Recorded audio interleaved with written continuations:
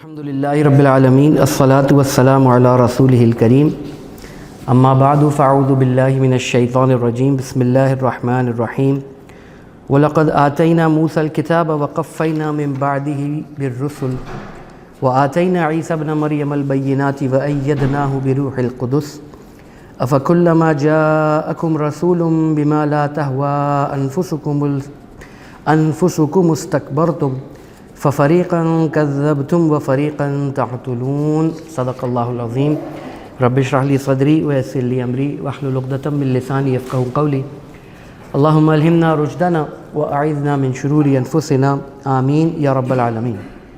انشاءاللہ آج ہم سورہ بقرہ کی رکوع نمبر 11 سے اپنے مطالعے کا آغاز کریں گے۔ الحمدللہ بنی اسرائیل کا تذکرہ چل رہا ہے اللہ سبحانہ وتعالیٰ کی طرف سے، اور عرض کیا تھا کہ بنی اسرائیل وہ قوم کہ جس پر اللہ سبحانہ وتعالیٰ نے بے بہا نعمتیں عطا فرمائیں، یہاں تک کہ انہیں فرمایا وَأَنِّي فَضَّلْتُكُمْ عَلَى الْعَالَمِينَ کہ تمہیں تمام جہانوں پر، جہان والوں پر فضیلت بخشی۔ لیکن وہی قوم ہے کہ بجائے اس کے کہ ان نعمتوں کا شکر ادا کرتی، اس نے ناشکری کی، دل میں اللہ اور آخرت کے بجائے مال اور دنیا کی محبت جاگزیں ہو گئی۔ اس کے نتیجے میں اللہ کی نعمتوں کی ناشکری کی، نافرمانی کی، اور یہی قوم اب اللہ کے غضب کا شکار ہوئی۔ ضُرِبَتْ عَلَيْهِمُ الذِّلَّةُ وَالْمَسْكَنَةُ وَبَاءُوا بِغَضَبٍ مِّنَ اللَّهِ کے الفاظ پیچھے پڑھائے ہیں الحمدللہ۔ ان کی اب چارٹ شیٹ ہے جو الحمدللہ ہم پڑھ رہے ہیں، اور ساتھ ہی ساتھ میرے اور آپ کے لیے اس میں کیا لرننگز ہیں، کیا ہدایات ہیں، الحمدللہ وہ ہمارے سامنے آ رہی ہیں۔ اب یہاں پر جہاں سے آغاز کر رہے ہیں آیت نمبر 87، اللہ سبحانہ وتعالیٰ نے موسیٰ علیہ السلام سے لے کر اور پھر عیسیٰ علیہ السلام تک کا تذکرہ فرمایا اور کہا کہ بسم اللہ الرحمن الرحیم وَلَقَدْ آتَيْنَا مُوسَى الْكِتَابَ، اور البتہ ہم نے موسیٰ علیہ السلام کو کتاب عطا کی، وَقَفَّيْنَا مِن بَعْدِهِ بِالرُّسُلِ، اور ہم نے پے در پے بھیجے ان کے بعد رسول۔ تقریباً 2000 سال کی یہ تاریخ ہے کم و بیش کہ جس میں بنی اسرائیل کے ہاں اکثر رسول اور نبی موجود رہتے، اور مختلف ظاہر پیریڈ کے حوالے سے آ رہا ہے مفسرین کے ہاں، لیکن اکثر حصہ ایسا تھا کہ تانے سے تانا بندھا ہوا تھا، گویا کہ کوئی دن ایسا نہیں تھا کہ ان کے درمیان کوئی رسول یا کوئی نبی موجود نہ ہو۔ اور یہ کوئی 1400 سال یا 2000 سال کی تاریخ ہے کہ جس میں ان کے ہاں ہر وقت کوئی نہ کوئی نبی، کوئی نہ کوئی رسول موجود رہتے۔ کچھ اوقات، کچھ مقامات ایسے بھی کہ جہاں ایک وقت میں متعدد انبیاء جو ہے وہ ان کے درمیان موجود رہے۔ اتنا اللہ سبحانہ وتعالیٰ نے ان کے لیے ہدایت کا سامان عطا فرمایا ہے۔ موسیٰ علیہ السلام کے دور میں گویا انہیں وہ امت کا اسٹیٹس ملا ہے، اور وہ جو بات ہم پیچھے بھی پڑھا ہے آج بھی سامنے آئے گی کہ کوہ طور کو جو معلق کیا ہے آسمان پہ اور پھر ان سے وعدہ لیا ہے، اور یہاں سے لے کر حضرت عیسیٰ علیہ السلام تک بنی اسرائیل میں رسول اور انبیاء جو ہے وہ آتے رہے، اس کا یہاں تذکرہ ہو رہا ہے۔ آگے فرمایا وَآتَيْنَا عِيسَى ابْنَ مَرْيَمَ الْبَيِّنَاتِ، اور ہم نے مریم کے بیٹے عیسیٰ علیہ السلام کو کھلی نشانی عطا کی، وَأَيَّدْنَاهُ بِرُوحِ الْقُدُسِ، اور ان کی مدد کی جبریل علیہ السلام کے ذریعے۔ اللہ سبحانہ وتعالیٰ نے معجزے عطا فرمائے کہ حضرت عیسیٰ علیہ السلام نمبر 1 تو اللہ کے حکم سے مردوں کو زندہ کر دیا کرتے تھے، اور نمبر 2 پیدائشی جو کوڑ کے مریض ہے، جو بہت بڑی ایک سکن کی بیماری ہوتی ہے، پیدائشی مریض کو اللہ کے حکم سے جو ہے وہ ٹھیک کر دیا کرتے تھے، صحت یاب کر دیا کرتے تھے۔ تو یہاں فرمایا جا رہا ہے کہ اس کام میں پھر ان کی مدد کی ہے حضرت جبریل علیہ السلام نے۔ أَفَكُلَّمَا جَاءَكُمْ رَسُولٌ بِمَا لَا تَهْوَىٰ أَنفُسُكُمُ اسْتَكْبَرْتُمْ، پھر جب تمہارے پاس کوئی رسول اس کے ساتھ آئے جو تمہارے نفس نہ چاہتے تھے، تمہارے جی نہ چاہتے تھے، تو تم نے تکبر کیا۔ فَفَرِيقًا كَذَّبْتُمْ وَفَرِيقًا تَقْتُلُونَ، سو ایک گروہ کو تم نے جھٹلایا، اور یعنی انبیاء کے، اور ایک گروہ کو انبیاء کے تم نے قتل کرنے لگے۔ یعنی اس درجے پھر یہ اپنے نفس کی پوجا اور نفس کی عبادت اور نفس کی بندگی میں گئے ہیں کہ انبیاء کو قتل تک کر ڈالا، اور انبیاء کو جھٹلایا بھی۔ کہتے تھے کہ ہم اللہ کو مانتے ہیں، تورات کو مانتے ہیں، لیکن عملاً کیا کر رہے ہیں؟ انبیاء کو جھٹلا بھی رہے ہیں، انبیاء کو جو ہے وہ قتل، شہید بھی کر رہے ہیں۔ اب ذرا غور کریں کہ یہ اللہ نے یہاں کلیئر کر دیا کہ یہ کہنے کو، اگر آج کی زبان میں ہم بات کریں تو مسلمان ہیں، اللہ کو مانتے ہیں، اللہ کی کتاب کو، تورات کو مانتے ہیں، وقت کے رسول کو مانتے ہیں، کہہ رہے ہیں زبان سے، لیکن عملاً کیا ہو رہا ہے کہ فرمایا کہ جو تمہارے جی نے نہ چاہا جب ان کی طرف سے وہ احکامات آئے اللہ کے، وہ رسول کو یہ حکم لے کر آ رہے ہیں جو تمہارا دل نہیں کر رہا کرنے کو، یا تمہیں اس میں اپنا دنیاوی نقصان نظر آ رہا ہے، کوئی قربانی دینی پڑ رہی ہے، تو تم کیا کر رہے ہو؟ جھٹلا رہے ہو۔ تو در حقیقت کس کی عبادت، کس کی بندگی کر رہے ہو؟ اپنے نفس کی، اپنے جی کی بندگی کر رہے ہو۔ یہ تو ہے معاملہ بنی اسرائیل کا۔ اب وہ حدیث پھر ذہن میں لے آئیے، اکثر آتی رہی ہے ہمارے سامنے ان سیشنز میں، جس کا مفہوم عرض کر رہا ہوں کہ بے شک میری امت پر وہ تمام حالات آ کر رہیں گے جو بنی اسرائیل پر آئے، یا جیسے کہ ایک جوتا دوسرے جوتے کے مشابہ ہوتا ہے، جوتے کا تلوہ دوسرے کے تلوے کے مشابہ ہوتا ہے۔ اب انہوں نے تو کیا انبیاء کو قتل،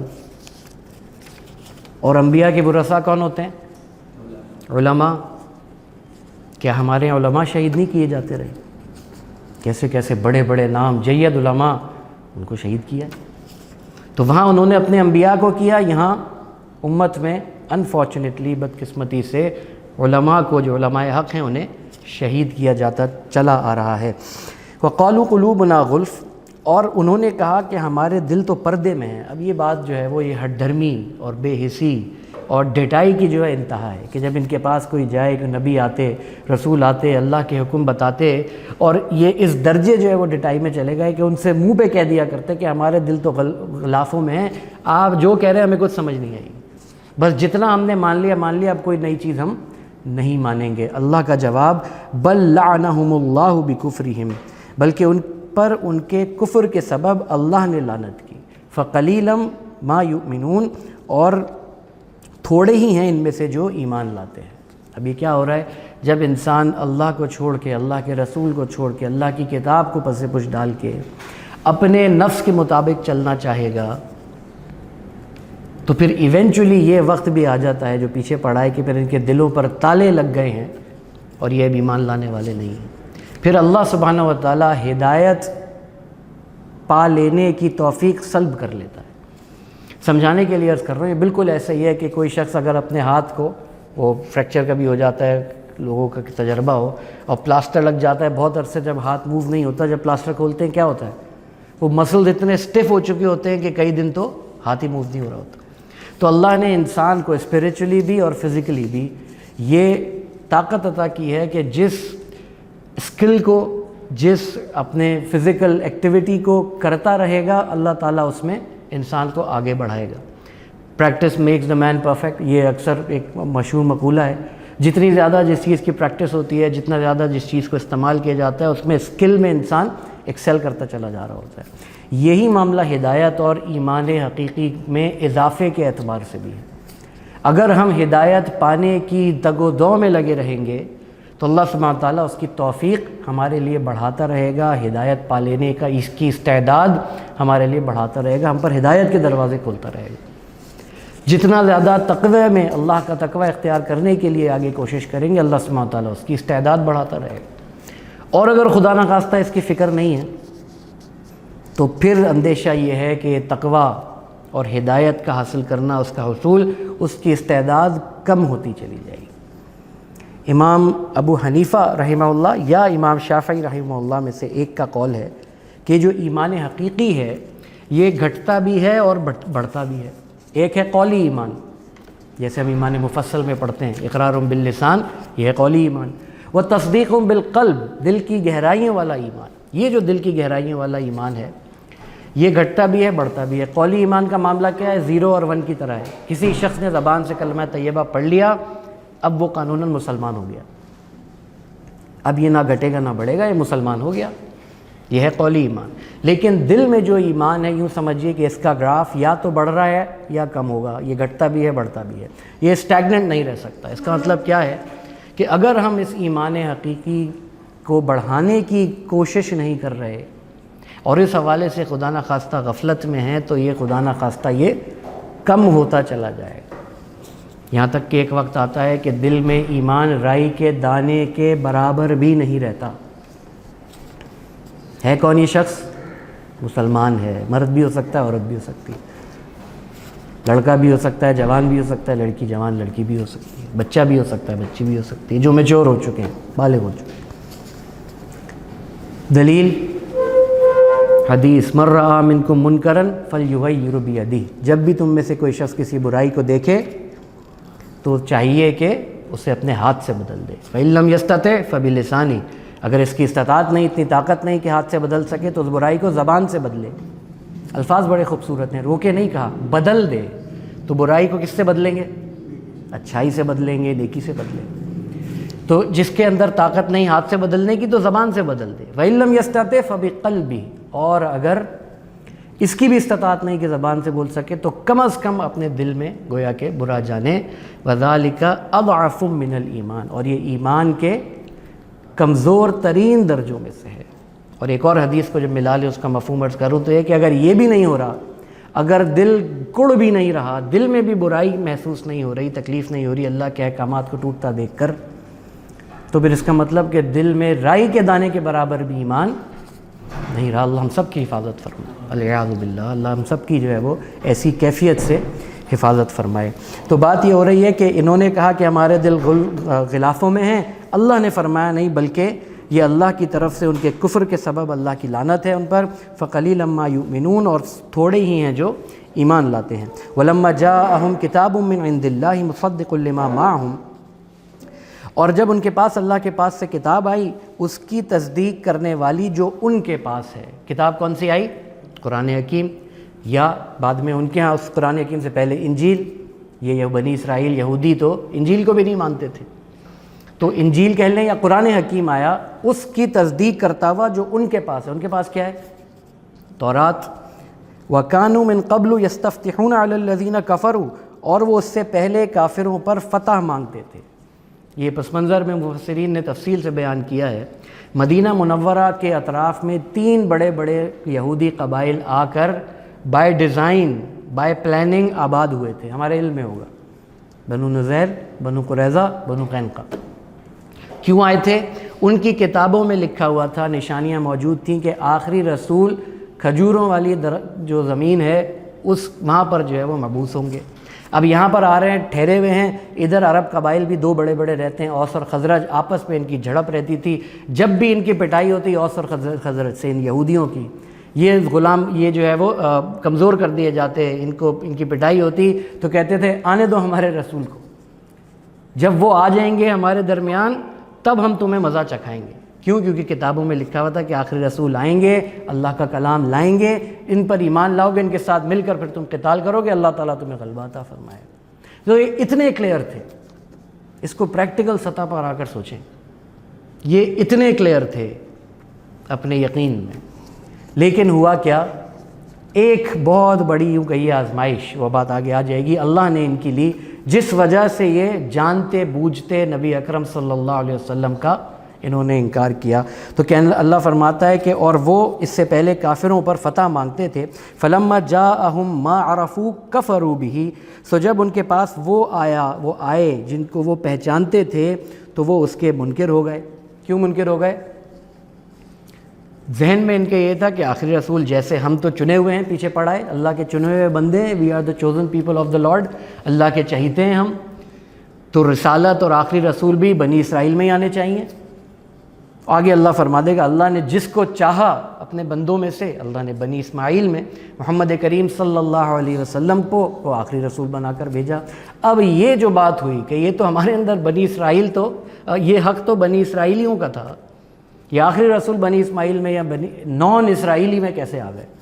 اس حسد کی وجہ سے انہوں نے جانتے بوجھتے انکار کیا۔ ساری نشانیاں موجود، جانتے ہیں، پلان کر کے پورے قبائل وہاں پر موو ہوئے ہیں، سیٹل ہوئے ہیں، لیکن اس وجہ سے جو ہے وہ حسد کی وجہ سے یہ نہیں مانے۔ تو اللہ فرماتا ہے فَلَعْنَةُ اللَّهِ عَلَى الْكَافِرِينَ، تو کافروں پر اللہ کی لعنت ہے۔ بِئْسَ مَا اشْتَرَوْا بِهِ أَنفُسُهُمْ أَن يَكْفُرُوا بِمَا أَنزَلَ اللَّهُ بَغْيًا، یہ ہے وہ کور بات کہ کس وجہ سے یہودیوں نے جانتے بوجھتے رسول اللہ صلی اللہ علیہ وسلم کا انکار کیا۔ برا ہے جو انہوں نے بیچ ڈالا اپنے آپ کو اس کے بدلے کہ وہ اس کے منکر ہوئے جو اللہ نے نازل کیا۔ کیوں؟ بغین، ضد کی وجہ سے۔ بغین کا ایک ترجمہ انگریزی میں کریں تو یہاں ضد کیا ہے وہ انگریزی میں سمجھ میں آئے گی بات، ارج ٹو ڈومینیٹ، اپنے آپ کو بڑا سمجھنا یا سمجھانا یا منوانا۔ یہ انسان کے اندر ایک فطری طور پر یہ بات موجود ہے، اگر وہ اللہ کا نہیں ہوتا تو پھر وہ یہ چاہتا ہے کہ میری بڑائی ہو، میری مانی جائے، میری طاقت ہو۔ آج ساری دنیا میں اسی بات کی لڑائی ہے یا نہیں؟ گھروں سے سٹارٹ کر لیجئے، ساس بہو کا معاملہ اور مختلف معاملات، نند اور بھاوج کا معاملہ وغیرہ، کیا ہوتا ہے؟ ارج ٹو ڈومینیٹ میری چلے۔ اداروں میں دیکھ لیجئے، ہر شخص یہ چاہتا ہے کہ میری ڈومینیشن ہو، جو میں کہوں ویسے ہو، میری طاقت ہو، میری پاور ہو۔ پارلیمنٹ میں دیکھ لیجئے، سیاست میں دیکھ لیجئے، تو گلوبل لیول پر دیکھ لیجئے، یہ سارا جو کچھ اس وقت بازار گرم ہے جنگوں کا، یہ کس لیے؟ Urge to dominate. اللہ 1400 سال پہلے مجھے اور آپ کو یہ بات آگاہ فرما رہا ہے کہ یہ ارج ٹو ڈومینیٹ اتنی خطرناک اور اتنی اسٹرانگ ارج ہے کہ یہ جانتے بوجھتے حق کو تسلیم نہ کرنے پر بھی انسان کو مجبور کر دیتی۔ ہم سب اپنا اپنا انفرادی طور پر جائزہ لیں کہ کہیں خدا نہ خواستہ ہم بھی تو اس بیماری میں مبتلا نہیں ہیں، گھر کے حوالے سے، دنیا داری کے حوالے سے، دین کے حوالے سے۔ کیونکہ اگر یہ زدم زدہ ہوگی تو وہ آگے بات آ جائے گی کہ اللہ سبحانہ وتعالیٰ پھر حق کو قبول کرنے کی صلاحیت سلب کر لیتا ہے اس تکبر، اس ارج ٹو ڈومینیٹ، اس حسد اور ضد کی وجہ سے۔ تو فرمایا کہ برا ہے جو انہوں نے بیچ ڈالا اپنے آپ کو اس کے بدلے کہ وہ اس کے منکر ہوئے جو اللہ نے نازل کیا اس ضد سے، بغین ان ینزل اللہ من فضلہ علی من یشاء من عبادہ، کہ اللہ نازل کرتا ہے اپنے فضل سے اپنے جس بندے پر وہ چاہتا ہے۔ یہی ان کی ارج ٹو ڈومینیٹ تھی۔ بنی اسرائیل میں آتے فوراً ایمان لے آتے، وہ تو انتظار میں تھے، لیکن اللہ جس بندے پر چاہتا ہے اپنا فضل فرماتا ہے۔ اللہ نے محمد کریم صلی اللہ علیہ وسلم کو چنا آخری رسول کے طور پہ، تو یہ اس بات پر جو ہے وہ اس ضد کی وجہ سے ایمان نہیں لا رہے۔ تو اللہ فرما رہا ہے برا ہے یہ، فباءوا بغضب علی غضب، تو کمال آئے غضب پر غضب اپنے لیے، وللکافرین عذاب مہین، اور کافروں کے لیے رسوا کرنے والا عذاب ہے۔ جب ہم سورہ فاتحہ میں آخر میں پڑھتے ہیں نا، اہدنا الصراط المستقیم صراط الذین انعمت علیہم غیر المغضوب علیہم ولا الضالین، کیا مطلب ہے؟ ذرا ہم پہلے بھی عرض کیا تھا جب سورہ فاتحہ ہمارے سامنے آئی تھی الحمدللہ، پھر عرض کر رہا ہوں یاد دہانی کے لیے، کم از کم دن میں 17 مرتبہ ہم پڑھ رہے ہیں، فرض نمازوں کو اگر کیلکولیٹ کر لیں، کم از کم 17 مرتبہ پڑھ رہے ہیں، اور وہاں اللہ سے یہ مانگ رہے ہیں اللہ نہ کہ ان لوگوں کا راستہ جو گمراہ ہوئے، اور نہ ہی ان لوگوں کا راستہ جن پر تیرا غضب ہوا۔ اللہ فرما رہا ہے غضب اس لیے ہوا کہ یہ بغین والی کیفیت تھی، ارج ٹو ڈومینیٹ والی کیفیت تھی، حق کو جانتے بوجھتے تسلیم نہ کرنے والی کیفیت۔ اس کیفیت سے اللہ تعالی ہم سب کی حفاظت فرمائے، کانشیسلی اس کو جو ہے وہ اپنے اندر اس بات کو سمجھ کر اللہ ہمیں عمل کرنے کی توفیق عطا فرمائے، آمین ثم آمین۔ وَإِذَا قِيلَ لَهُمْ آمِنُوا بِمَا أَنزَلَ اللَّهُ قَالُوا، اور جب ان سے کہا جاتا ہے کہ تم ایمان لاؤ اس پر جو اللہ نے نازل کیا ہے، تو کہتے ہیں نُؤْمِنُ بِمَا أُنزِلَ عَلَيْنَا وَيَكْفُرُونَ بِمَا وَرَاءَهُ، ہم اس پر ایمان لاتے ہیں جو ہم پر نازل کیا گیا ہے، اور انکار کرتے ہیں اس کا جو اس کے علاوہ ہے۔ یہ خاص طور پہ جو یہودی تھے، نہ یہ انجیل کو مانتے تھے اور قرآن کو تو خیر مانا ہی نہیں انہوں نے، تو بڑا کیٹیگورک، بس جو ہمارے پاس ہے ہم اس پر ایمان لاتے ہیں، اس کے علاوہ جو بھی ہے وہ سب ہم اس کا انکار کرتے ہیں۔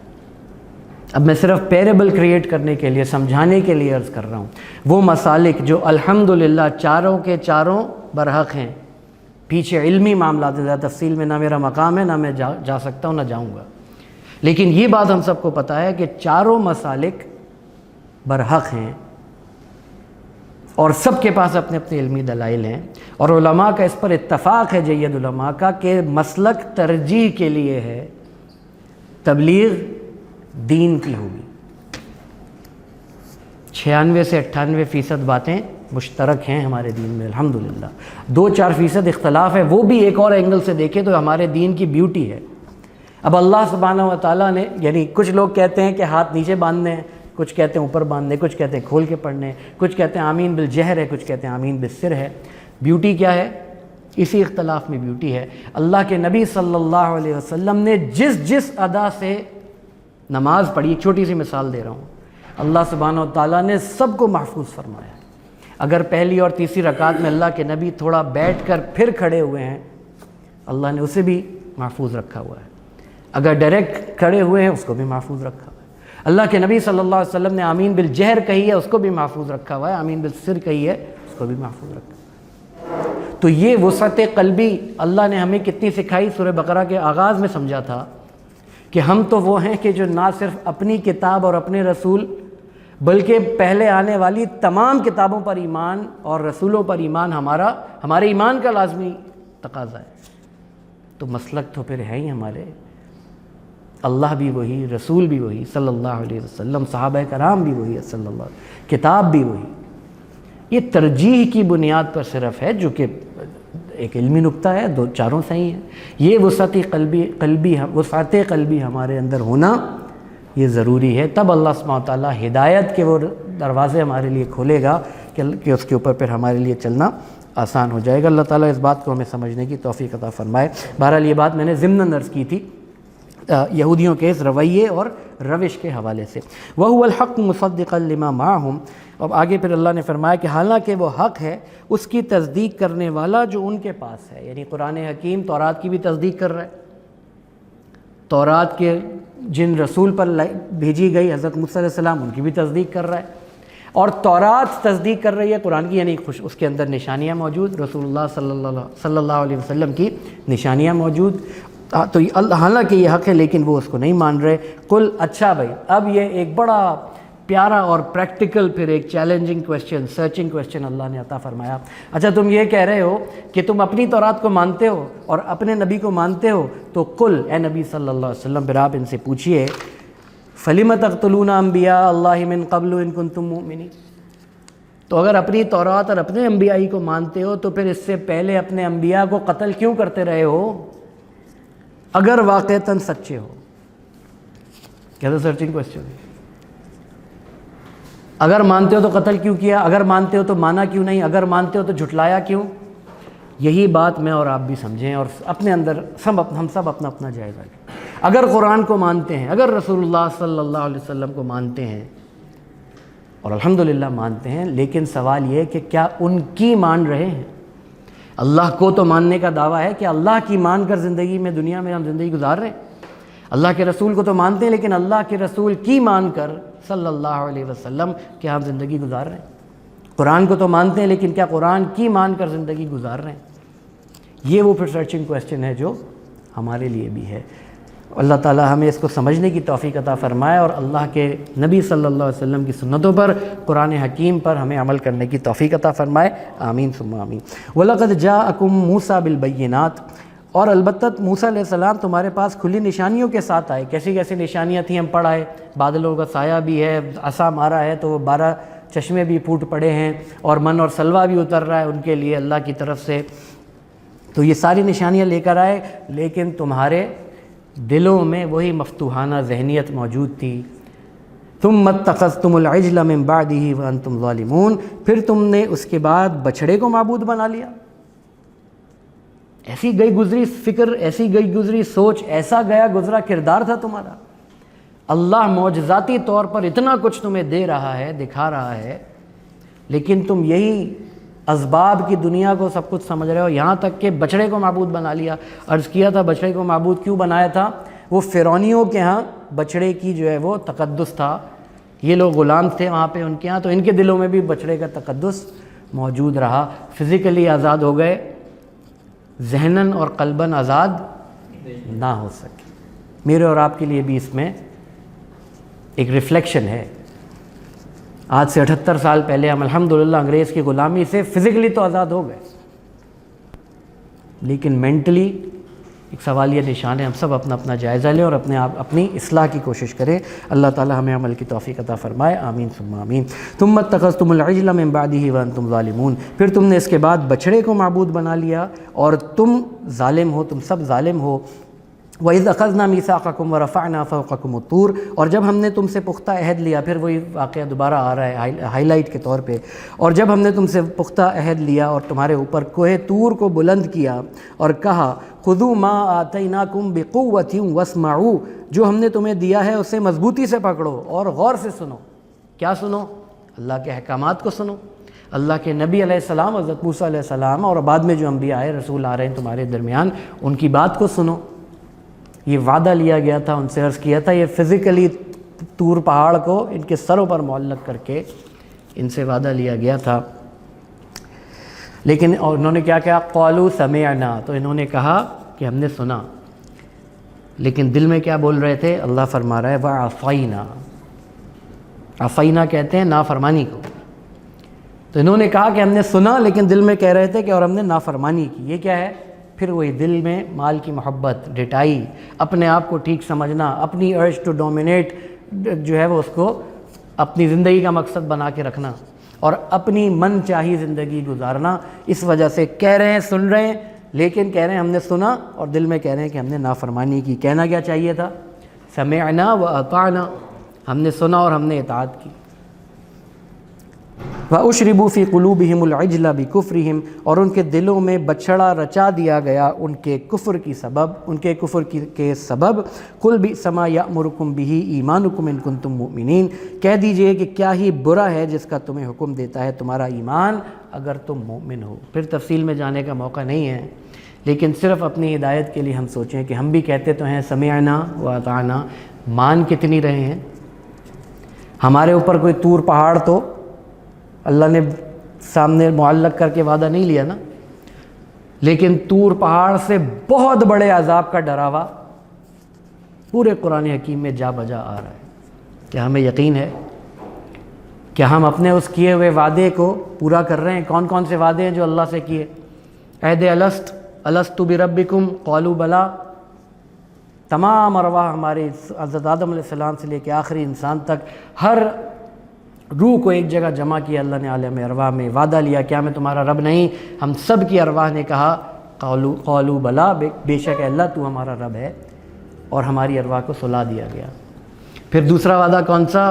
کلمہ طیبہ، اشہد ان لا الہ الا اللہ واشہد ان محمدا عبدہ ورسولہ۔ یہ وعدہ ہے، یہ ایک پورا کا پورا عرض کیا تھا، یہ طرز زندگی ہے۔ صرف کلمہ طیبہ صرف الفاظ نہیں بلکہ پورا کا پورا لائف سٹائل ہے، اللہ کو اپنا معبود مان کر پوری زندگی اس کے مطابق گزارنا، اور اللہ کے رسول صلی اللہ علیہ وسلم کو اپنا رول ماڈل مان کر ان کے فٹ سٹیپس پر چلنا، ان کے نقش قدم پر چلنا۔ تو کیا ہم کر رہے ہیں؟ پھر ہر نماز کی ہر رکعت میں کہتے ہیں ایاک نعبد و ایاک نستعین، یہ بھی وعدہ ہے اللہ تیری ہی بندگی کریں گے، کرتے ہیں، کرتے رہیں گے، تجھ ہی سے مدد مانگتے ہیں، مانگتے رہیں گے۔ ہم اپنا جائزہ لیں کہ کیا ہم اپنے کیے ہوئے وعدوں کو پورا کر رہے ہیں؟ اللہ تعالیٰ عمل کی توفیق عطا فرمائے، آمین ثم آمین۔ اب اگلی بات آ رہی ہے، اور اس میں ہمارے لیے پھر رہنمائی ہے۔ تذکرہ تو یہودیوں کا ہے، لیکن ہمارے لیے بھی رہنمائی۔ فرمایا قل، اے نبی صلی اللہ علیہ وسلم آپ کہہ دیجئے، ان کانت لکم الدار الآخرہ، اگر تمہارے لیے ہی ہے آخرت کا گھر، عند اللہ خالصتاً، اللہ کے پاس خاص طور پر، من دون الناس، دوسرے لوگوں کے سوا۔ کیا آج بھی ایک عام مسلمان کا بلیف یہی نہیں ہے کہ ٹھیک ہے ہمیں جہنم میں تو اللہ ہم سب کی حفاظت فرمائے، کہتے ہوئے بھی ڈر لگتا ہے، آگ کا عذاب ہمارے گناہوں کی وجہ سے چھوئے گا تو، لیکن بالآخر ہم جنت میں جائیں گے۔ کیوں؟ کیونکہ ہم اللہ کے نبی صلی اللہ علیہ وسلم پر ایمان رکھتے ہیں۔ وہ حدیث بہرحال موجود ہے کہ جس کے دل میں رائی کے دانے کے برابر بھی ایمان ہوگا، بالآخر وہ جنت میں جائے گا۔ لیکن ذرا وہ حدیث بھی تو دیکھیے کہ کس حال میں ہوگا جب جہنم سے نکل کے جا رہا ہوگا، کیا راکھ کی شکل بنی ہوئی ہوگی اس کی۔ تو آج میرا اور آپ کا بھی جو اکثر و بیشتر امت کے اندر بھی جو ایک نارمل تھنکنگ ہے وہ یہ کہ جنت تو ہمارا حق ہے، بالآخر ہمیں جنت میں جانا ہے، کافر نہیں جا سکتا جنت میں۔ یہ بات، یہی خوش فہمی کس کو تھی؟ بنی اسرائیل کو بھی تھی، پیچھے بھی پڑھا ہے، ابھی بھی بات آ رہی ہے۔ اب اللہ سبحانہ تعالیٰ پھر ایک سرچنگ کویسچن رکھ رہا ہے کہ اچھا اگر تم یہ سمجھتے ہو کہ خالصتاً اللہ نے آخرت بنائی ہی، آخرت کا گھر بنایا ہی تمہارے لیے ہے، تو بھائی دنیا سے تو کتنی زبردست جگہ ہے نا آخرت اور جنت، اور اس جنت میں پہنچنے کے لیے کیا چیز رکاوٹ ہے؟ کیا رکاوٹ ہے؟ موت۔ تو اللہ فرما رہا ہے کہ اے نبی ان سے کہیے اگر تمہارے لیے آخرت کا گھر اللہ کے پاس ہے خاص طور پر دوسرے لوگوں کے سوا، فتمنوا الموت ان کنتم صادقین، تو موت کی تمنا کرو اگر تم واقعی سچے ہو۔ وَلَن يَتَمَنَّوْهُ أَبَدًا بِمَا قَدَّمَتْ أَيْدِيهِمْ، ابھی رب کریم ہے، وہ جانتا ہے کہ ایک انسان کو، اس کی شخصیت کو، اس کے کردار کو، اس کی سوچ کو کہا جا رہا ہے کہ یہ ہرگز موت کی آرزو نہ کریں گے کبھی بھی، اس کے سبب جو ان کے ہاتھوں نے آگے بھیجا۔ واللہ علیم بالظالمین، اور اللہ ظالموں کو جاننے والا ہے۔ مجھ سے اور آپ سے بھی سوال ہے، کیا میں اور آپ موت کے لیے تیار ہیں؟ ابھی آ جائے، اس وقت کسی کی بھی آ سکتی ہے نا۔ میری موت اس وقت آ جائے، am I ready? This is a $1 million question, کہ کیا میں موت کے لیے تیار ہوں، یا ایسے خواب بنا رکھے ہیں دنیا کے، اور ایسی محنت کر رکھی ہے دنیا کے لیے، اور ایسی طویل لمبی خواہشات ہیں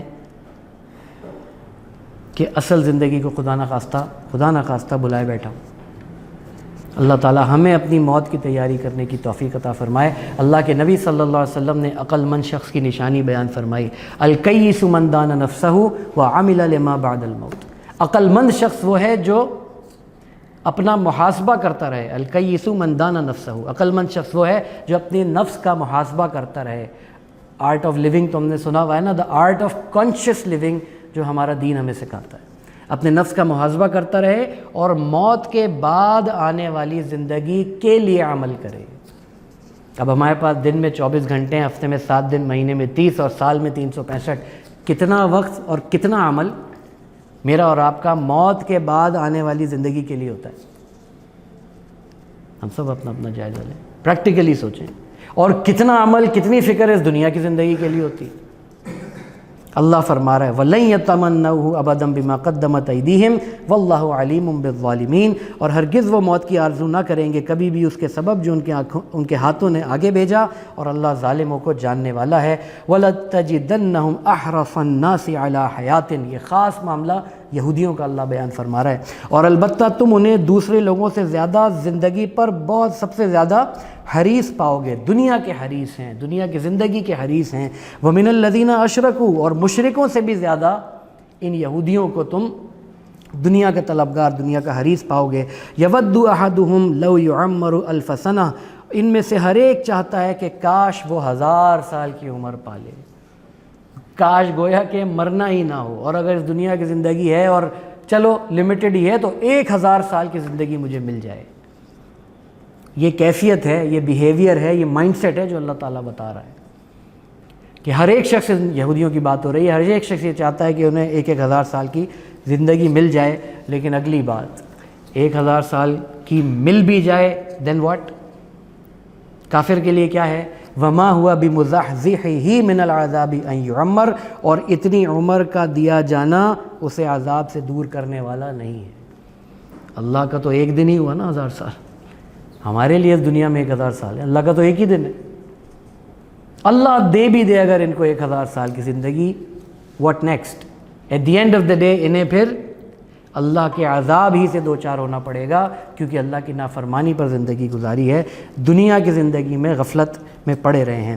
وما ہوا بمزحزحہ من العذاب ان یعمر، اور اتنی عمر دیا جانا اسے عذاب سے دور کرنے والا نہیں۔ واللہ بصیر بما یعملون، اور اللہ دیکھنے والا ہے جو کچھ وہ کرتے ہیں۔ اللہ سبحانہ و تعالی ہمیں اپنے کلام سے واقعتاً ہدایت حاصل کرنے کی توفیق عطا فرمائے، ہمارے ایمان میں اس کو بڑھوتنی کا ذریعہ بنائے، اور ہمیں عمل کرنے کی توفیق عطا فرمائے۔ آمین ثم آمین۔ اقول قولی ھذا واستغفر اللہ لی ولکم ولسائر المسلمین والمسلمات۔